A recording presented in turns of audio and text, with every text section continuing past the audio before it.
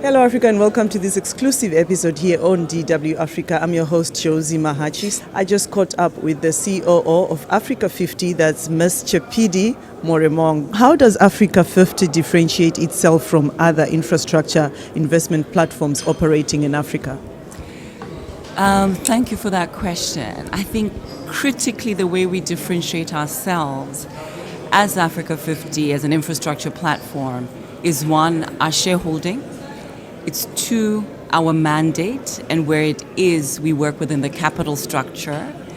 And three, really how we think about the life cycle of an infrastructure project. So if I start with the first point around our shareholders, we've got 33 African countries as shareholders, as well as 4 African institutions, being the African Development Bank, 2 African central banks, and the Public Investment Corporation of South Africa.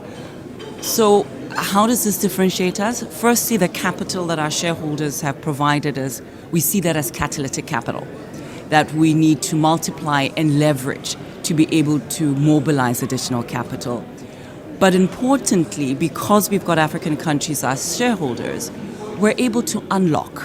There's a trusted relationship between ourselves, so we see ourselves playing that role between the private sector and the government in unlocking and bringing together the two partnerships between the public sector and the private sector. So that is one. Number two, our mandate is equity. So we only do equity and quasi-equity, whereas other institutions would traditionally do some equity and in the main debt. What we have identified as Africa 50 and as part of our strategy is the biggest market failure is being able to find the requisite risk capital to apply to projects. And how we look at the project life cycle. So we've got 2 vehicles, one called Africa 50 Project Development, where we do early stage projects where we get them to bankability, so from concept to bankability. I think you've heard oftentimes when people say, there's a lot of capital, but there's not enough bankable projects. So that is the niche, and that is the market failure that we're trying to address, how we get more projects to bankability. Then we've got our later stage growth capital business, where after a project has reached financial close, we look then to provide that growth capital, that construction capital, later stage investments into projects. So that's really how I believe we distinguish ourselves as an institution in how we look at projects from cradle to grave, basically, and how we look to finance them. You just mentioned that you have 33 countries that are shareholders. What's happening with the other countries, and what are the requirements for other countries to become shareholders? We are still always working with other prospective shareholders. We're obviously keen to get all 54 African countries as shareholders. Requirements are very simple. Just put up your hand and say, I'd like to be a shareholder, because I think there's incredible benefit that we provide for our shareholders. And for Africa as a whole, the fact that we look to develop projects from the ground up and work in partnership with governments as well as the private sector to ensure their execution and to ensure their execution at speed and at scale. Right? That's really our focus. You also mentioned some of the key sectors that you are focusing on. How are those evolving, and what are some of the challenges that you've faced as you actually initiated this initiative of Africa 50? I think the key thing for us is we see this as opportunities. So our core sectors is power, right? I think everybody knows the statistic, 600 million Africans still need access to power. And for us, power, it's not just generation, but it's also transmission. So we're doing one of the first independent power transmission transactions in Kenya with the government of Kenya as well as Katrako. So we look at power from both a generation and a transmission perspective. ICT, right? Specifically digitization. So how is it that we digitize and make sure that the youth have access to broadband, to cheaper broadband? So that's how we look at things. And that's everything from towers to data centers to fiber optic cable across the continent. We also look at transport and logistics. How do we connect and how do we ensure the free flow of trade, the free flow of services between borders and across our countries to make sure that we really support the Africa Continental Free Trade Area. And then lastly, it's social infrastructure, education. How is it then we ensure that our youth, which is a dividend, but could actually be, if we don't harness it properly, may turn out otherwise? How do we ensure that they're educated and it's the right type of education? And lastly, healthcare, right? Making sure that we provide accessible and good healthcare to our citizens instead of them having to travel abroad. And you spoke of electricity and energy, rather. What are your views on going green as the continent? I think for all of us, it's important that we go green. And really, because of the impact, the adverse impact that we're seeing on the continent. But at the same time, we need to be pragmatic, right? It's important that as a continent, we have a diversified energy resources. We are blessed with incredible gas resources. Gas is cleaner than the heavy fuel oil that we're using. So for us as an institution, we're here to support our shareholder countries. We're here to support the continent in ensuring that there's a diversified energy energy resources that they can use, leveraging the competitive advantage or comparative advantage that they have. So we will look at renewable energy, that is solar and hydro. We will do gas. So if I look at our portfolio, it's diversified. We've got over 2 gigawatts of power across renewable energy, across gas on the continent. If I can give a few examples, we've just commissioned 420 megawatt hydropower plant in Cameroon together with EDF and multiple investors. In Egypt, we have an operational plant of 400 megawatts of solar PV. So that's renewable energy in both of those 2 examples. In Nigeria, we have a 400 megawatt power plant, which we're a shareholder in Azura. In Mozambique, Central Térmica de Resano Garcia, which is also over 100 megawatts of gas. So for us as an institution, we need to make sure there's diversified energy. We leverage the resources that we have in country. You just gave a few examples of countries that you've already done a lot of good work, but how does Africa 50 mitigate risk when investing in politically or economically volatile regions? You mentioned some of those countries. You can look at Cameroon, with what is happening there. So how does the Africa 50 then mitigate the risk? I think the fact that our shareholders are African governments, and I think that we've seen an evolution, right? In the sense that a lot of the contracts that we enter into are PPPs, right? So these are long-standing, a lot of the transactions we do are PPP based.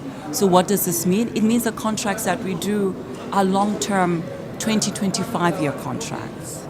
And so there's comfort, I believe, from investors that many of our governments will abide by the contracts in which they have signed up with governments or with the utility companies. So I think from a regulatory framework perspective, we want to ensure that we go into a country, we work with our governments to ensure that the regulatory framework is clear and that there's clarity in what it is that we do. From a risk mitigation perspective, some lenders will want to bring in political risk insurance, they want to bring in other partial risk guarantees. But I think we as a country, as an institution, our shareholders are there. We're comforted that our shareholders will do the right thing. They have done the right thing. So we're seeing the progress. And now also to ensure that there's inclusivity, how does Africa 50 do that in terms of community engagement in its projects? Remember also, we're talking about women here, how you also support women, or are there any specific programs or investment criteria that support women-led enterprises or gender-responsive infrastructure projects? So women, youth are critical to what we do. Communities are critical to what we do. And I think we shouldn't forget, we shouldn't talk about infrastructure in a vacuum. Why is it that we do the power plants that we do? Why is it that we do the transportation and the roads and we invest in the roads that we do? is to provide resources, is to provide ways of doing businesses for the various communities in which we operate. So if you're to look at a fishing village, for instance, in Cameroon, now you've got access to power. There's a fisherwoman who can now be able to have a fridge and store that fish and be able to sell it and actually have an enterprise. But I'd like to draw you to one statistic in that from an Africa 50 perspective, when we look at our businesses across the board, we have 26% female representation. And most of these businesses are either being constructed. So we've been very intentional about ensuring that the businesses that we partner with, the businesses that we invest in, are very intentional about bringing on board women. We're part of the 2X Challenge, so part of our ethos is really ensuring that inclusivity across both women and youth. Just hearing about these statistics about women makes me happy. I mean, we are both women. But I'm also just wondering, you as a woman in a top leadership position, what are the challenges have you faced and what changes are you seeing in women's participation, especially in infrastructure development? Again, there's significant progress on our continent, right? Which is, we're seeing lots of women heading infrastructure businesses. We're seeing lots of women driving change within this. So again, I always look at these things as opportunities to grow, ensuring that I, as a woman, bring along more women within where I'm working, making sure that I, as a female leader, are intentional within my organization in ensuring that we've got women leaders and we're developing, mentoring, and sponsoring women within the organization. And Africa's youth population is its greatest asset. And I'm so sure, obviously, with all these projects, you're also creating employment, creating jobs and opportunities for these young people. If you can also just comment on that and tell us how the Africa 50 projects amongst the African countries that are shareholders are also creating jobs for the youth. So the key thing about infrastructure development and the fact that we started early, that our focus as an institution, or at least one of our pillars is project development, is just that, the creation of jobs, right? And that for us is a big focus. How do we impact the communities in which we work? How do we make sure that we create jobs? And how do we deliver on that infrastructure? So as part and parcel of that, we're ensuring that the communities within which we work, we bring in youth, we bring in people in emerging sectors. But I'd like to just talk about, and we talked earlier about green infrastructure. So one of the things that, one of the projects, a strategic initiative that we're launching is the Alliance for Green Infrastructure in Africa. So we've come together with partners, African institutions such as BOAD, African Development Bank, global institutions such as KfW, BMZ, and others, G20 countries as well, to create this project development fund called Alliance for Green Infrastructure in Africa. We're looking to get to a first close before the summer at $150 million. And the way we look at this is across three pillars. One, making sure that we invest, the Alliance for Green Infrastructure invests alongside Africa 50. But the second pillar is the most critical one. How is it that we invest in local emerging project developers on the continent, right? So how do we capacitate them? And so we've got a tranche of capital specifically for us as Africa 50 through the Alliance for Green Infrastructure to ensure we capacitate local and emerging project developers. So we'll be going out to market soon, seeking proposals for well thought through projects where we can support local emerging developers. It's actually good that you talked about this because, as someone who's in the media, I've realized that when you talk about especially topics to do with climate change, going green, it looks like the youths are not really keen to even hear about that. There is lack of awareness. So how do you also think Africa 50 can also close that gap to ensure that as you go into the local markets, then you can also bring so much awareness on what exactly is climate change and going green for the youths? I think it's engagement such as this. I think it's But I actually think I differ there. I do believe our youth are very attuned to climate. Not really, actually. If you post, or if you actually just post something on social media, even on DW Africa, about Burna Boy and whatever, those things, the engagement is high. Politics, the engagement is high. But if you talk about anything climate change, there is no engagement. There is lack of interest. Well, I think we need to do more because it impacts us. We've seen the flooding, we've seen the rise, increases in temperature. So it's important that we engage, and we engage now, because we also need to think about, I don't see green infrastructure or the whole area of climate as an add-on, right?